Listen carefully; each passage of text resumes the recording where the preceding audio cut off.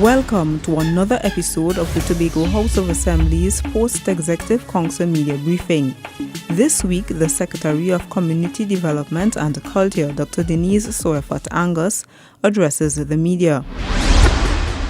I would like to begin by commending all of the pan players across the island of Tobago for their sterling contribution thus far to the Carnival experience to 2015. The various preliminary activities that we have had where they have had to qualify, I always say I would not have wanted to be a judge because all of them have sounded so well. However, we always know that in any competition you must have the best of the best, and therefore I want to put on record my sincere congratulations to all of those who would have qualified in the area of the single pan. And we would have had the New Vision, Hope Pan Groovers and Metro Stars as being the single pan qualifiers. Subsequently, we had in the small pan our boys, Tobago Panthers, and CMP Concordat from Keenan. The medium qualifiers were Buccaneers, Petrotrin Catching Jammers, Carib Dixieland, and NGC Steel Explosion. Of course, our one large band in Tobago, RBC Songsetters, they are also will be part of the semi-finals. And we continue to make history in this area, given the fact that last year was an even increase over the year before to 10 steel pans going to Trinidad. And this year we added one to that, where it's overall 11 of them who would have qualified to go. I am also heartened by the number of young people that we see playing the national instrument out there. And therefore, if we have that many young people engaged in such extracurricular activities, I know that they will be doing well in other areas of their life, because pan takes a lot of discipline. I also would like to move on to perhaps the area of pan, where the Tobago House of Assembly Pan Champs, according to consensus, those who are participating in the Tobago House of Assembly Pan Champs for this year will have the opportunity to make history within the Shore Park Cultural Complex. You know, sometimes when we are doing things, we don't think about history, but 50 years from now, when persons are researching who are the first pan players that would have been in the complex, those who are playing this year will be documented in history. But I want to speak more about the process that would have occurred. I mean, it's public information that the Pan fraternity had their serious concerns about utilizing the facility, even when it was suggested for Panorama. And we would have agreed with them that it would have been an unfair advantage or disadvantage to have them play inside the facility for the national Panorama qualifications, because in Trinidad those who are participating would also be using outdoor facilities and would not be inside a venue, and therefore we did not want to lend to a situation where there was an inequality and persons can feel either that Tobago got an unfair advantage or disadvantage in qualifying for the national semifinals. However, the Tobago House of Assembly Pan Champs is an activity, an event that is totally sponsored by the Tobago House of Assembly, and therefore we felt that if they were inside the facility, then all persons there would have the same conditions available to them while they were playing. So if you thought you will get bad sound, everybody will get bad sound. If you thought you will get good sound, everyone will get good sound. And therefore we felt that the pan persons had nothing to lose because everyone will be judged within the same level of and quality of conditions across the board. And so the first meeting we would have had about a week ago.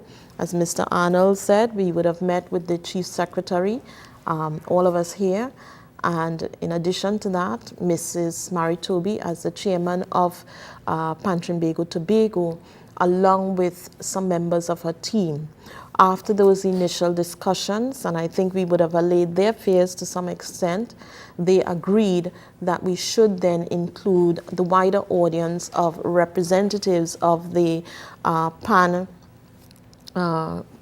yards around the island.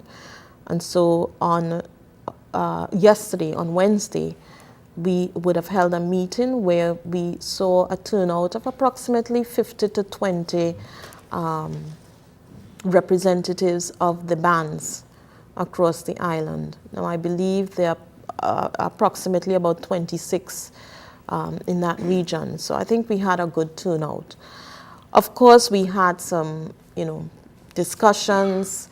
Everyone had the opportunity to express their concerns. A number of people would have shared their thoughts, their concerns, their challenges with the space. But I think at the end of it, I think we had consensus that the facility belongs to everyone, including the pan men, and therefore we should give it a try. In addition to that, though, we recognized that in the past they may not have been given a performance fee. So in addition to them coming into the space, us recognizing that, perhaps to allay some of the fears, they were given a few options to work with. So after we agreed that the space will be utilized indoors, they were then given the options to go and have a meeting to consider whether, one, they would like this to still continue being a competition where prizes will be given out. Two, whether they don't want a competition and everyone will receive a performance fee across the board for appearing, so it becomes more of a concert.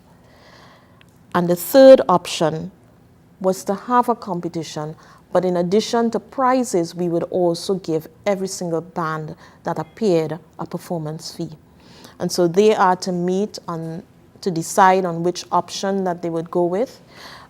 Additionally, the parent body, Pan Trinbago Tobago, they were also given the option of one, where we do collect monies, and all of those gate receipts that are collected will be handed over to them, or the second option being that it, as the first time that you host it as a free event, and whatever Pan Trinbago would have made last year, if it were a paid event, that we would give them those monies in lieu of having payment for the show.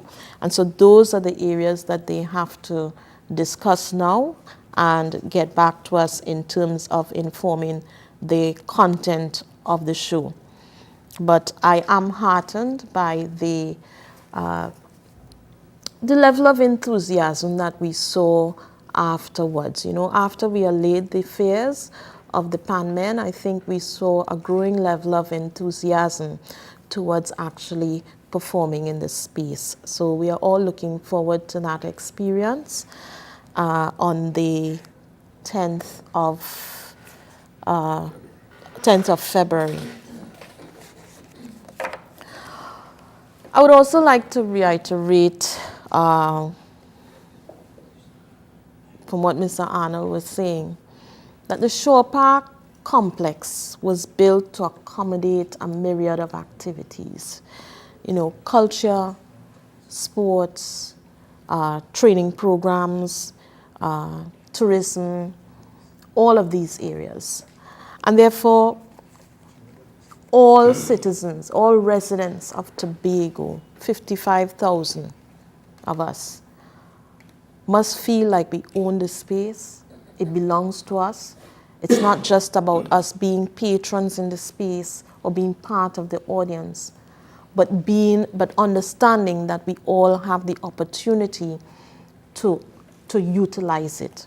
And the responsibility, not just the opportunity, but the responsibility to utilize it and to maximize on what it has to offer. And therefore, it's not just about the pan players playing the national instrument in there, but we also will have, in addition, I am informed that all of the other carnival activities that were carded for the space will continue. Because we don't want the Calypsonians to feel left out, that we bring the pan to play inside and we're leaving them outside. So the Calypsonians will be in there, the mass will be displayed in there, because the doors were actually crafted to ensure that they're large enough, big enough to allow the costumes to come through that space. And so all of those activities will be held there. Again, we have to see how the space works out in accommodating these activities. Yes, it was built for it, but if anyone has moved into a house before, you will recognize that it's only when you move into the house and you begin living in the house, you understand what else you need to fine-tune in having the perfect house that you want. And therefore, that is why we will continue to have these activities. In fact, it is an opportune time right smack in the middle of Carnival to be able to utilize the facility in this way and test it in its various forms. And again, it comes in right in where we are having the drop in oil prices, oil and gas prices, the challenge of being an energy-driven economy, and therefore looking at alternative ways of surviving during these challenging times. And we would have taken a motion to the House last Thursday in support of the cultural and creative industries as being one of a significant driver in diversifying the Tobago economy.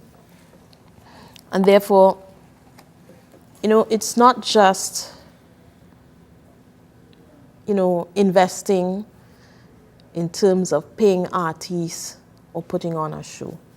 I think developing the industry and maximizing on its potential goes way further than that.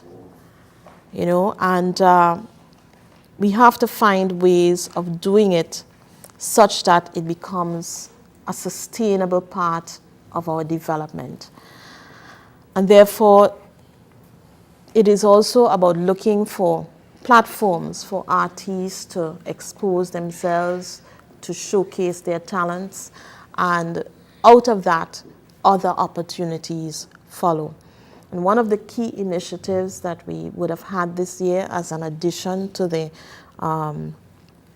Carnival experience was the 91.9 Street Beat program that currently is occurring every morning. And, I feel very proud of the program because over the last number of days, we have had probably close to, I think the number is about 30 artists who have been able to go and be a part of the radio, get on radio, have persons hear their sound, their current sound for the year. And up until now, I don't think we have had that predictable platform for young Calypsonians, the unknown ones. Many times the known ones get themselves heard. Even that is by chance. And this was a way of giving a predictable platform for the known and the unknown, and creating an equal space for everyone so that the opportunities coming out from there I hope that the young artists are ready and willing to maximize on them. You know, we have a lot of tourists now who are coming in through the cruise ship arrivals. And I think we as Tobagonians have to see how do we maximize on the opportunities. I don't see enough businesses being open to serve them. Yes, the Division of Community Development and Culture, we try to engage artists to come out and do a display to engage the tourists, for them to have a greater experience of our indigenous culture. But even that too sometimes become challenging, because many of the local groups, they always have something else to do and they cannot come out. And I'm saying the cultural and creative industry does not depend on the Division of Community Development and Culture or even the Tobago House of Assembly expending funds just to put on a show.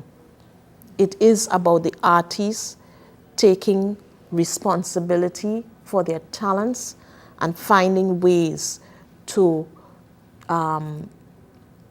partner with us to monetize their industry.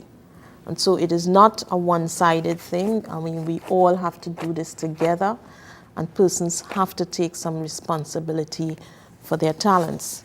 And that is why I am heartened when I go out to the Calypso tents, especially this year. The quality of the Calypsos this year have been fantastic. I think they've surpassed, all other years. And again, I say that I don't envy the judges who were there last night. Last night we had the Masters tent, and I believe we had about 20 Calypsonians, 16 to 20 Calypsonians. And every single one of them had a good message. Every single one of them sang well. And therefore, we'll await to see the results. I also had the opportunity to visit with the Tuco tent last week, earlier this week. Was it Friday? And they too had some very good Calypsonians in their midst. And therefore, I'm looking forward to the judges' night tonight, where they come out in all their splendor and really perform. So we are actually looking forward to increased numbers making it into the semifinals this year. Last year, we were able to send 6 to Trinidad, and so we are looking for way more than that to go down to represent Tobago in Trinidad. And I know Mr. Gordon mentioned it, the decor. And over the last year, the Division of Community Development and Culture would have been working in terms of training persons as part of our Arts Push program, not just being performers, but also being supportive in the technical areas that are important. And so some of these areas, some of these things that we are looking at, when you ask, it would have been persons who would have been part of that program who are now utilizing their skills.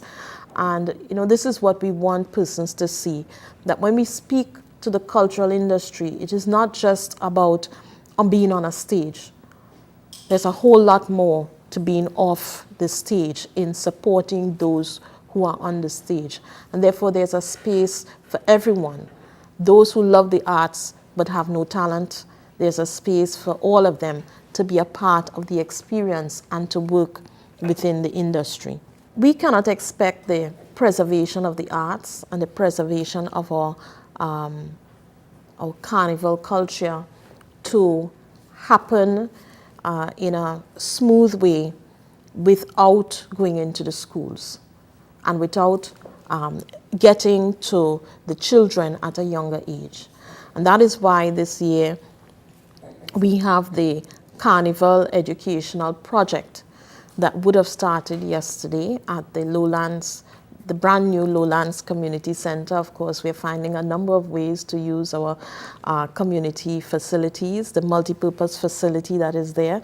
They would have housed the Carnival Educative Project, the CEP, and I am told that we had about 70 students and 4 schools participating. And this is important, not just for the preservation, because we do have the carnival arts now as a part of the examination for our high school students. And therefore, we have to find ways of imparting the culture to them. And so we have started in the primary school and up to the secondary school areas, and this program is being led by our youths in culture, because again, we also feel that you don't just expose them to the culture at an earlier age, but we are also exposing our young people to the responsibilities of the culture at an earlier age. And therefore, for us, in another generation, to begin seeing through the eyes of the youth, how do they see preservation to occur? Because at this stage, we see preservation. We have gone through we continue to do our Tobago Heritage Festivals. But how can we marry the youth and their use of technology and their vision for seeing things in a different way? How can we use that to help us bridge the gap in ensuring our preservation? And then ensuring it through them, we then also ensure its expansion and its continuation for generations to come. And so that program will continue today at the Fairfield Complex. And also we will be having next week an area in the east and one in the north to ensure that we include as many schools and as many students that we can. We recognize that our junior extravaganza has not been that well attended in the past, and this is also part of the initiative to excite and include children, to excite and inspire them to attend the junior extravaganza and support their peers who are on the stage. I just wanted to know what's the budget for Carnival this year? Okay. The budget, we say, is a maximum of 12 million. And the reason why we say that it is a maximum of 12 million is because we have had to continue adjusting, excuse me, to make changes for whether we will be using the indoor facility or whether we would have to do additional infrastructure to create outside venues. And so we used a gauge of up to 12 million. But with some of the adjustments that we are making, we do not intend to exhaust the 12 million. Coming out of that, by the end of this season, given the investment in infrastructure, marketing, and us supporting 11 bands to go to Trinidad, along with prizes and all that, Pan Trinbago, us investing in the Pan fraternity, would be approximately 2.5 million. Last year, it was a challenge for us to disaggregate the cost of infrastructure to each group, so we weren't able to give it like that. But this year, we are able to do it, and therefore, we are estimating about 2.5 million that we would have invested in Pan by the completion of this season. Calypso, excuse me, I would say close to 2 million because we have also taken into consideration the resources that we invest into the unattached tents. I don't think that we could just say that we give one entity. And so we are talking about unattached tents and also TUCO. Close to $2 million will be invested in the Calypso fraternity for the year. And of course, mass, with everything put together, would be approximately 4.5 million. And that does not include the Windward area, where we are investing approximately 1.2 million in the Wilmette Carnival experience, and that includes the infrastructure, again, marketing, any of the shows within that area. And so mass, excuse me, at 4.5 would also include the infrastructure from the Monday and Tuesday budget. Again, I say that these figures will be adjusted, as we go along, because we have to see, again, we are asking persons to trim their budgets as well as can be. And but I'm pleased to say that so far about $300,000 in grants to the mass bands have been distributed. And so we expect to see a lot of creativity coming out onto the streets for Monday and Tuesday. Thank you for staying with us for the Tobago House of Assembly's Post-Executive Council Media Briefing for the week ending January 31st, 2015.